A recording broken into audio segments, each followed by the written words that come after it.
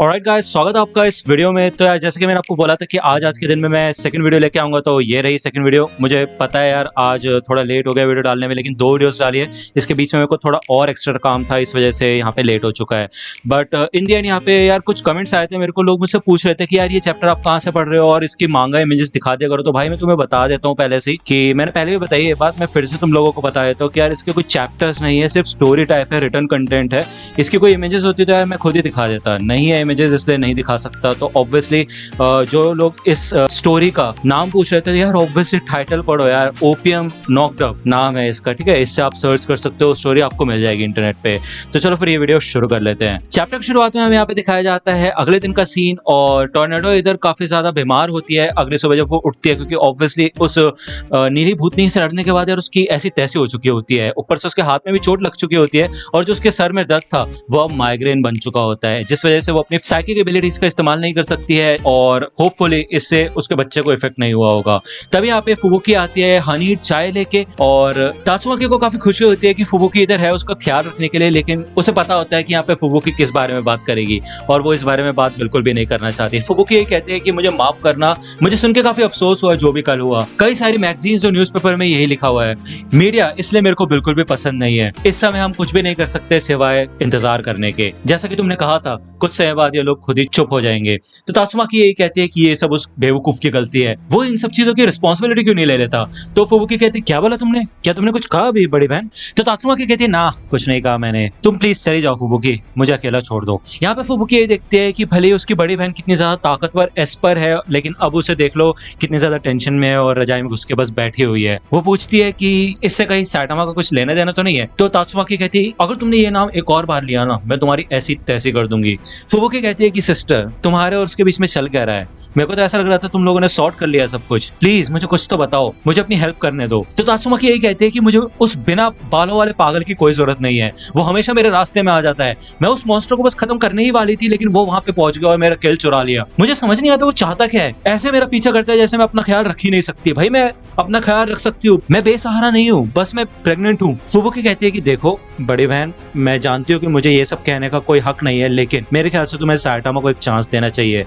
वो बस तुम्हें समझने की कोशिश कर रहा है, और तुम जानती हो कि जितनी तुम इस बच्चे की माँ हो उतना ही वो उस बच्चे का पिता भी है। हाँ मैं जानती हूँ कि कभी कभी वो अजीब हरकतें करता है, लेकिन वो भी अपने इमोशंस को ठीक से नहीं दिखा पा रहा है। फिर चाहे जो भी हो, वो अपना वादा तो पूरा करेगा। उसने कहा है कि वो अपने बच्चे के लिए यहाँ पे रहेगा और उसकी केयर करेगा, तो वो पक्का ऐसा करके दिखाएगा, वो अपनी जबान का पक्का है। तो तात्सुमाकी कहती है कि तुम उसके बारे में इतना कैसे जानती हो, हाँ तुम दोनों तो बस जान पहचान वाले हो ना, वो तुम्हारा कोई दोस्त तो है नहीं।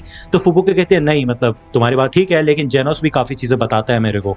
यहाँ पे भाई रात के 9 बज चुके होते हैं खेलते खेलते, और सैटामा कहता है ठीक है भाई बहुत हो गया, चलो अब आज के लिए इतना ही करते हैं। तो किंग कहता है भाई अभी तो हमने 2 ही राउंड खेले, इतनी जल्दी कैसे थक गए तुम। तो सैटामा कहता है यार मेरा मन नहीं है, छोड़ो। तो किंग यहाँ पे बोलते हैं ठीक है फिर चलो, इसका मतलब ये है कि अब हम बाल की खाल निकाल सकते हैं, और हो सकता है कि उस बच्चे का जो ड्रामा चल रहा है उसके बारे में भी कुछ पता चल जाए। तो किंग कहता है कि वैसे तुम 2 राउंड के बाद तो नहीं थकते, क्या तुम्हारी तबीयत ठीक है। तो सैटामा कहता है कि हाँ मतलब तबीयत तो ठीक है मेरी। तो किंग कहता है पक्का। सैटामा कहता है हाँ। किंग कहता है भूख लग रही है। तो सैटामा कहता है हाँ मतलब थोड़ी बहुत लग रही है, लेकिन मैं घर जाके खाना बना लूंगा, चिंता वाली कोई बात नहीं है। यहाँ पे सैटामा लेट चुका होता है और छत पे देखने लग जाता है। किंग पूछता है कि वैसे तात्सुमाकी कैसी है। तो सैटामा कहता है कि मुझे नहीं पता यार, उससे मैंने कल से बात नहीं की है। तो किंग मन में कहता है वाओ क्या बात है, ऐसा लग रहा है धीरे धीरे करके मैं सारी इन्फॉर्मेशन इससे निकलवा लूंगा, बस मेरे को इससे थोड़े बहुत क्वेश्चन और पूछने जिससे कि मैं और भी मजेदार डिटेल्स निकलवा पाऊं। यहाँ पे भले इन्होंने खेलना बंद कर दिया होता है, लेकिन फिर भी सैटामा यहाँ से जाता नहीं है, वो यही किंग के घर में होता है। ये बात किंग के लिए काफी कमाल की होती है, क्योंकि वो फिर और भी इन्फॉर्मेशन निकलवा सकते हैं। तो वो कहता है हे जो बैंग ने तुमसे कहा था वो तुम्हें याद है, तुम्हें रिलेशनशिप को पॉजिटिव जगह पे लेके जाना पड़ेगा, ना कि उसको उल्टी दिशा में ले जाना है, समझे। यहाँ पे भाई सैटामा किंग को एक नजर देखता है और फिर सोचता है यार क्या ही बोलूं मैं।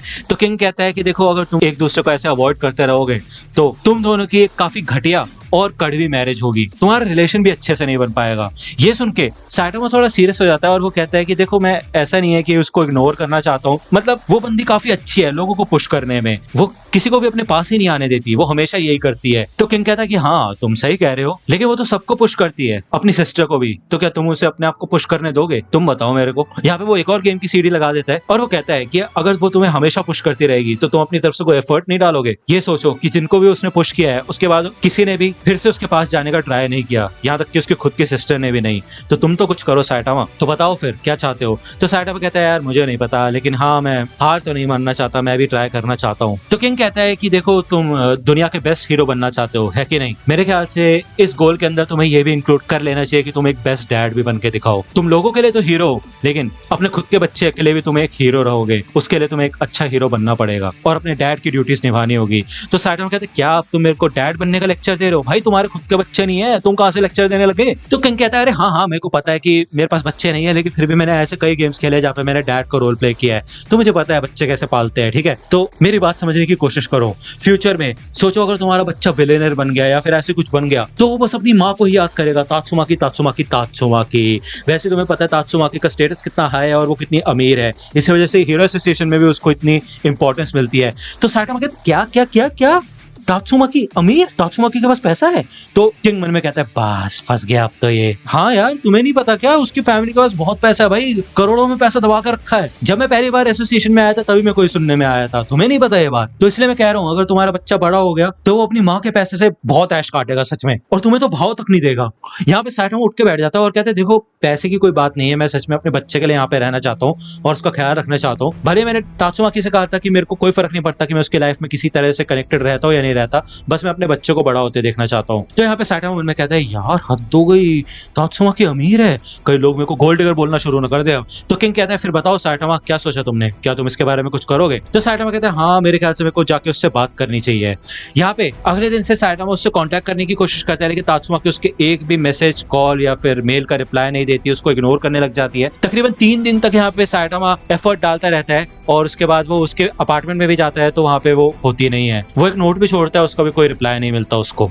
यहाँ पे वो सोचता है कि लगता है उसको कुछ मदद की जरूरत है, इसलिए वो एक टेलीफोन स्टेशन में जाके जेनस को कॉल मिलाता है। तभी वो देखता है कि टीवी पे एक न्यूज फ्लैश हो रही होती है कि एक डीमन थ्रेट का मॉन्स्टर सिटी ए में घूम रहा है। तो भाई 2 रिंग के बाद ही जेनस तो फोन उठा लेता है, लेकिन सामने साइटामा नहीं होता। साइटामा जल्दी से सिटी ए की ओर भागता है क्योंकि वहाँ पे भाई तात्सुमाकी होती है। इधर वो पहुंच चुकी होती है उस मॉन्स्टर से लड़ने के लिए। जब वो उसको हरा देती है तो साइटामा इधर तात्सुमाकी को बुलाता है और कहते हैं हे अच्छा हो तुम यहीं पे मिल गई मुझे। यहाँ पे तात्सुमाकी क्वीन फ्रीजी के इंसिडेंट के बाद पहली बार मिल रही होती है साइटामा से। यहाँ पे उसका मन करता है कि वो साइटामा की बेइज्जती करे, उसके ऊपर चिल्लाए, लेकिन वो ऐसा कुछ नहीं करती, वो बस दूसरी ओर जाने लग जाती है। इससे पहले कि वो जाए साइटामा उसके आगे जाता है और उससे पूछता है कि तुमने मेरे टेक्स्ट मैसेजेस, ईमेल और लेटर का रिप्लाई नहीं दिया, क्यों। तो तात्सुमाकी कहते हैं कि तुम क्या चाहते हो गंजो। यहाँ पे साइटामा आंसर करने ही वाला होता है, लेकिन वो देखता है कि भाई तात्सुमाकी की इधर तबीयत खराब है, उसका चेहरा पीला पड़ चुका होता है, उसकी नाक भी लाल हो रही होती है। वो कहता है कि तुम ठीक तो हो ना, तुम्हारी तबीयत ठीक नहीं लग रही मुझे। तो तात्सुमाकी कहती है कि हाँ मैं पिछले सैटरडे से बीमार हूँ, लेकिन तुम्हें क्या फर्क पड़ता है। वो यहाँ से जाने लग जाती है और कहती है मुझे अकेला छोड़ दो, समझे। लेकिन यहाँ पे साइटामा उसका हाथ पकड़ लेता है और तात्सुमाकी कहती है जाने दो मेरे को। तो साइटामा कहता है मुझे माफ करना, लेकिन मैं तुम्हें नहीं जाने दूंगा, तुमने मेरे को अभी तक एक चांस भी नहीं दिया है, इस बार मैं तुम्हें जाने नहीं दे सकता।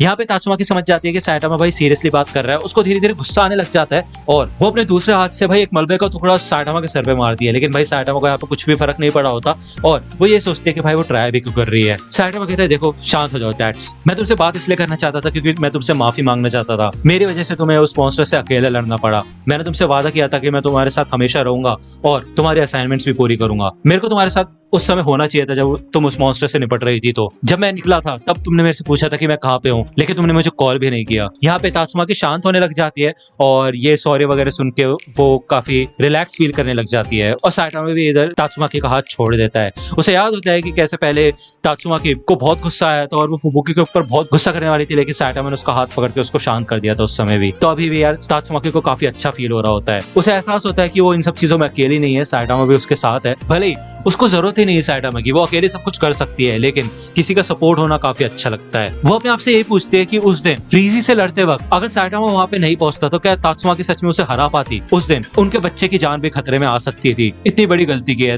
तात्सुमाकी ने और इन सब के बाद वो अपने आप को एक माँ कैसे कह सकती है। तो साइटामा कहते हैं हे डैड्स, क्या तुम ठीक हो। तात्सुमाकी क्या हुआ, कहाँ चली गई तुम। तो तात्सुमाकी यहाँ पे देखती है साइटामा को और वो यही कहती है कि चलो मेरे साथ चलो, हम बच्चे के लिए कुछ बुक्स की शॉपिंग करके आते हैं। तो ये दोनों यहाँ पे एक छोटे से बुक स्टोर में जाते हैं, यहाँ पे पेरेंटिंग के ऊपर काफी सारी बुक्स होती है। यहाँ पे तात्सुमाकी ने 4 बुक्स उठाई होती है, जिनमें से हर एक बुक के भाई 500 पेजेस होते हैं। वो ये बास्केट में डालना शुरू कर देती है और साइटामा जब प्राइसेस चेक करता है वो कहता भाई साहब एक बुक 2000 से लेके 5000 येन तक की है, एक बच्चे की बुक के लिए इतना पैसा कौन देगा भाई, क्या चल क्या रहा है। तो तो तात्सुमाकी कहती है चिंता मत करो, इन सब की पेमेंट मैं कर दूंगी। यहाँ पे वो 2 और बुक्स रखवा लेती है जो कि डैड्स के लिए होती है। जब ये लोग यहाँ से बाहर निकलते हैं तो तात्सुमाकी वो 2 बुक जो कि मीडियम साइज की होती है साइटामा को दे देती है और कहती है कि प्लीज इनको पढ़ने के लिए टाइम निकालना, ये डैड वाली बुक्स हैं और मैं अब घर चलती हूँ, मेरे को थोड़ी नींद की जरूरत है, मेरी तबीयत ठीक नहीं है। तो साइटामा यही कहता है कि हे रुको तात्सुमाकी, मेरे ख्याल से मैं तुम्हारे घर तुम्हारे साथ चल सकता हूँ, अगर तुम्हें कोई प्रॉब्लम ना हो तो मैं तुम्हारे लिए लंच भी बना दूंगा या फिर बाद में कुछ बनाना हो तो यहाँ पे तात्सुमाकी को रिलैक्स फील होता है और वो बस बिना सोचे समझे स्माइल कर देती है। उसे खुद नहीं समझ आता उसने स्माइल क्यों किया और वो कहते हैं ठीक है चलो मेरे साथ। तो यहाँ पे फाइनली यार तात्सुमाकी और साइटामा का रिलेशन आगे बढ़ रहा है। मुझे पता है तुम में से कई लोगों को इस चीज से प्रॉब्लम है कि यार ये क्या चल रहा है क्या नहीं चल रहा, बट ठीक है यार थोड़ी बहुत एक्शन हो रहा है और ये वैसे भी एक फैन कॉमिक है। इसके अलावा यार अभी जब मैं ये वीडियो बना रहा हूँ तभी अपना वन पंच मैन का चैप्टर 171 आ चुका है। एक्चुअली 1-2 घंटे पहले आ गया था लेकिन अभी जापानीज में है, इंग्लिश में प्रॉपरली अवेलेबल नहीं हुआ है। तो अब जो नेक्स्ट वीडियो आएगी उसकी आएगी, उसके बाद जाके नॉक्ड अप की सीरीज आएगी। आई होप आई नो कि आप नॉक्ड अप से ज्यादा उसी को प्रेफर करेंगे। वैसे अगर आपने वेबकॉम की देखी तो आपको स्टोरी पता ही होगी, लेकिन फिर भी हम नेक्स्ट चैप्टर अब उसी का कवर करेंगे। काफी लोगों ने मुझसे कहा है कि आगे मैं एक ऐसी फैन कॉमिक कवर करूं जिसमें भाई साइटामा का पोटेंशियल पूरी दुनिया को पता चले। तो यार ठीक है, इसके 17 चैप्टर्स हैं और जैसे कि मैंने आपको वीडियो की शुरुआत में बताया वो चीज़ ध्यान रखना यार, प्लीज वीडियो पूरा देखा करो। फिर यार कमेंट में वही सेम चीज पूछते हो, मैं हर एक इंसान का रिप्लाई नहीं कर सकता। Try to understand. जहां तक बात है मेरी, अगर मेरी आवाज पसंद आ रही है, मैं पसंद आ रहा हूँ या फिर मेरी धमाकेदार चीजें पसंद आ रही है, कुछ खतरनाक बट मजेदार, तो यार जाके मेरे को इंस्टाग्राम पे फॉलो कर सकते हो यार। मतलब ठीक है यार मैं भी कोई बड़ा आदमी नहीं हूँ लेकिन तुम बना सकते हो बड़ा आदमी मेरे को, अगर फॉलो कर लोगे तो लिंक आपको डिस्क्रिप्शन में मिल जाएगी। तो दोस्तों आज की वीडियो के लिए सिर्फ इतना ही। आई होप कि आपको ये वीडियो पसंद आई होगी। अगर आपको ये वीडियो पसंद आई हो तो प्लीज लाइक कीजिए, अपने दोस्तों के साथ शेयर कीजिए और मेरे चैनल को सब्सक्राइब करना मत भूलिएगा। और अगर आप मुझे कांटेक्ट करना चाहते हैं तो आप मुझे इंस्टाग्राम पे कांटेक्ट कर सकते हैं, मेरे पेज की लिंक आपको डिस्क्रिप्शन में मिल जाएगी। मिलता हूँ आपसे अगले वीडियो में, तब तक के लिए गुड बाय।